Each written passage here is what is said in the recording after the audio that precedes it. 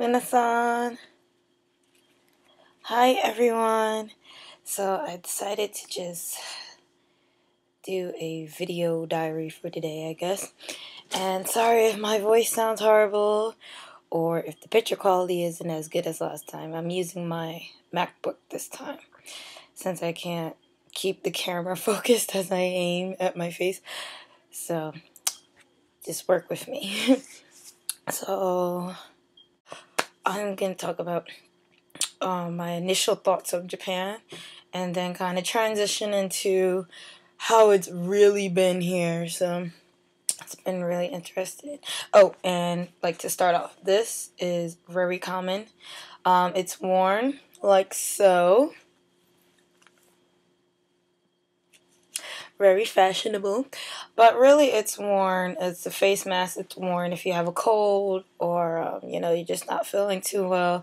You don't really want to spread your germs, and I do appreciate this aspect of Japanese culture because many people go achoo and just sneeze all over the place, and then you just feel kind of uncomfortable. But at least if they have on a mask and they're coughing and sneezing, or you have on a mask, then you just kind of have this barrier between you and these germs. It may not be scientifically true, but mind over matter, right?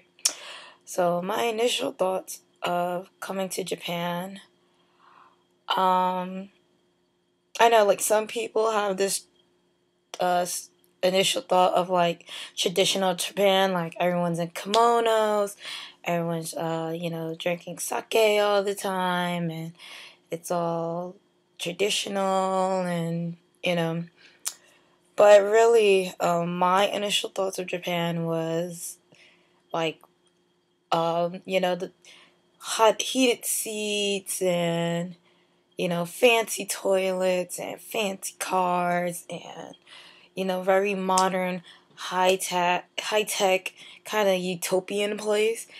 Almost to the point like flying cars and robots, and because they love robots. So I was really going for that. Everyone knows English, and seriously, I was just really wrong about many of those things.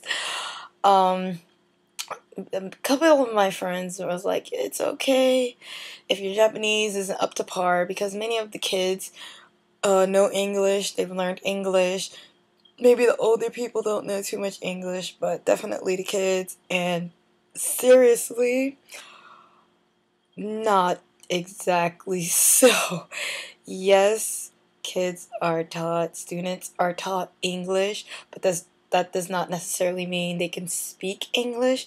They're taught the grammar and sentence structure, but without conversational practice, not much English will be spoken. And it's very important, like when you're in Japan, even if your Japanese isn't too strong, to start off the conversation in Japanese, because once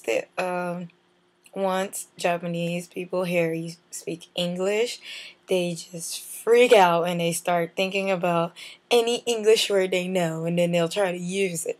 So if you start off in Japanese and kind of use your broken Japanese with certain English words because you don't know the Japanese version, they'll feel more comfortable talking to you, because many times like they'll say, no, I don't understand English, or I can't speak English, or they're saying this in Japanese, Eigo hanashinai, and it kind of, for it, when you use English instead of Japanese when you're in Japan, well, it's like specifically for my area because I'm in Izumi, Osaka. So I'm in Osaka, and it brings a distance between you and the person you're speaking to. So you don't want to start off a relationship with the distance. You want to, try to get as close as you can. And one way to do that is to just speak Japanese from the get-go, even if it's just konnichiwa, watashi wa Chanel desu. Where is, whatever you need help with, or whatever you're trying to figure out. So those were my initial thoughts of Japan. Let me know your initial thoughts of Japan. Have you been to Japan? So, じゃあね